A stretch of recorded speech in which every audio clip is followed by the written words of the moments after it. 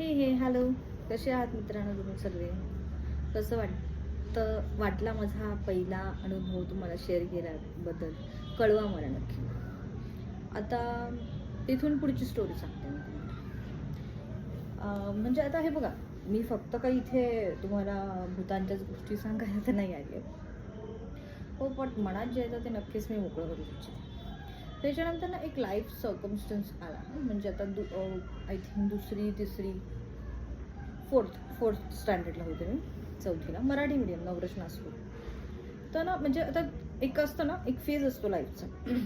तर पहिले कसं होतं, सकाळी पहाटे 6:30ची आमची शाळा होती आय थिंक. तर 6लाच आमची बस यायची आणि आमच्या शाळेला फक्त एकच मोठी बस हां, पूर्ण म्हणजे आता फार पूर्वीपासून, लहानपणापासून ती एक बसच चालू होती. तर नवरत्न शाळेशी करार होता की काय ते मला नाही माहिती, पण आमच्या शाळेला एक बस होती. ती आमची कायम ओळख राहील त्या बसची. लांबून लांबून पोरं घेऊन असं जायचो. सातपूर ते गंगापूर रोड असं पूर्ण राऊंड मारून आमची बस जायची नवरत्नाच्या. खूप मोठा प्रवास होता त्यावेळेस, म्हणजे लहान वयात म्हटलं की तो प्रवास माझ्यासाठी मोठाच होता.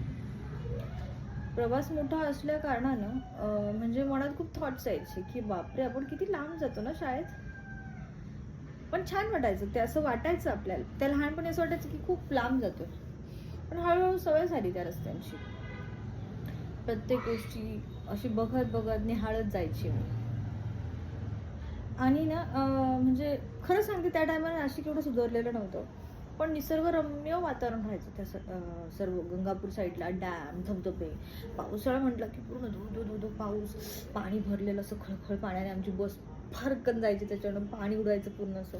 आणि अजून एक आमच्या बसचं असं होतं ना, काही काही रोड बघा असे असे असे असतात ना, तर एक गंगापूर रोडला असा रोड राहायचा. तर आम्ही सगळे ठरवायचो, तो रोड आला की उड्या मारायचं, आणि त्याच्यावर जर गाडी गेली ना, आम्ही उड्या मारलं का आम्ही टर्न करायचं, बाउन्स व्हायचं वरती. तर सगळे तसंच करायचे त्या बसने. आम्हाला चिंताच नाही राहायची बस खराब होईल किंवा काय. आणि ड्रायव्हर पण, काकांना पण सवय झाली होती. ड्रायव्हर काका एकदम खंबीरपणाने ते बस चालवत. आणि पावसात ते पाणी भरलेले असतात ना सगळीकडे. चहा प्यायचा, कोणाला चहा प्यायचा का अशी म्हणायची ड्रायव्हर. आम्ही म्हणायचो हो प्यायचा. बघा, घ्या चहा सर्व कलर राहायचं ना त्या पाण्याचा, म्हणून चहा. मग काय काही बस स्टॉप्सवरती ना असं, म्हणजे सातपूर बस स्टॉपवाला ना पहिले तिथे झोपडपट्टी एरिया होता. तर तिकडे सगळं शौचालयाला बाहेर जायचं.